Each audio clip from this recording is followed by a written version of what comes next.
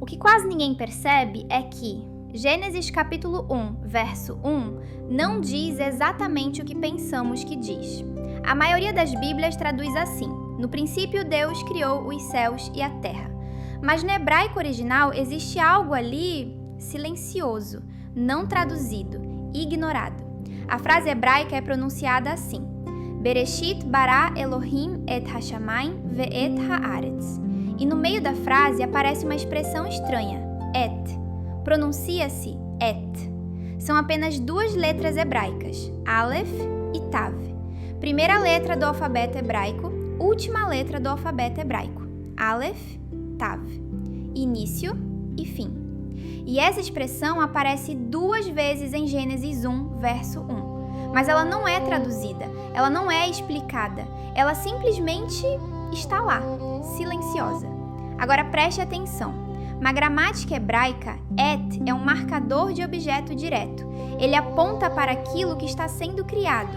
Ele não fala, ele não aparece na tradução, mas ele marca. E a Bíblia não desperdiça nada. Se algo aparece logo no primeiro verso da criação, não é acidente.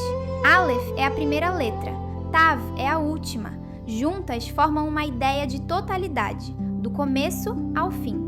E então, milhares de anos depois, no livro de Apocalipse, capítulo 1, verso 8, Yeshua diz: Eu sou o Alfa e o Ômega.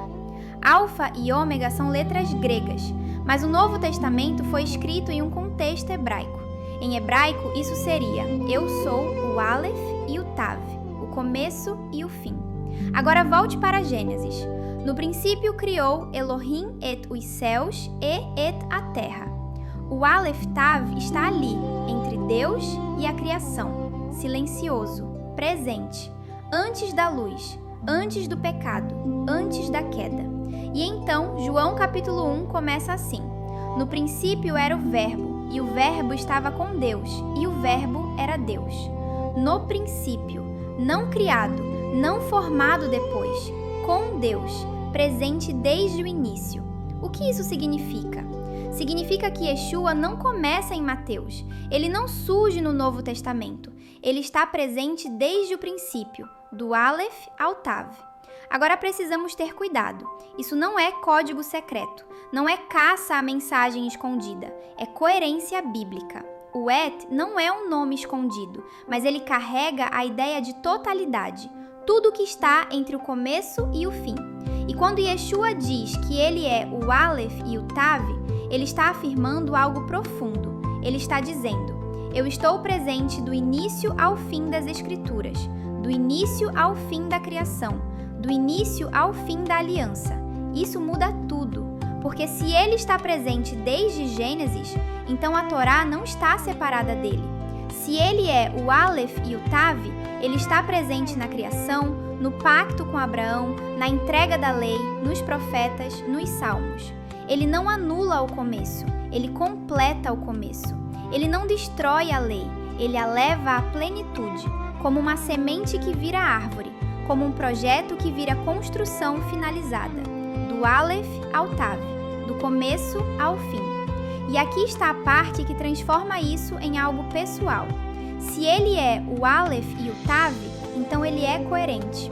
Yahvé disse em Malaquias capítulo 3, verso 6: Eu, Yahvé, não mudo. Se o caráter de Deus não muda, se o plano de Deus não muda, se o propósito de Deus não muda, então a graça não é licença para viver desconectado da obediência. A cruz não é cancelamento da aliança, é cumprimento da aliança. Você não pode abraçar o Tav e rejeitar o Aleph. Você não pode dizer que ama o Verbo e ignorar aquilo que ele revelou desde o início.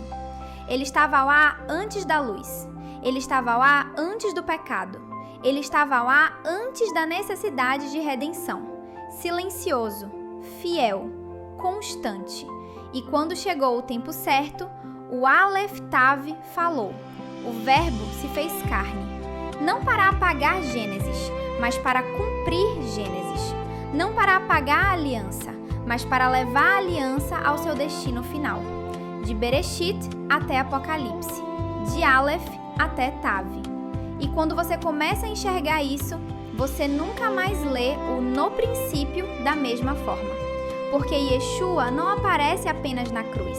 Ele está presente do primeiro verso ao último, do começo ao fim, do Aleph ao Tav.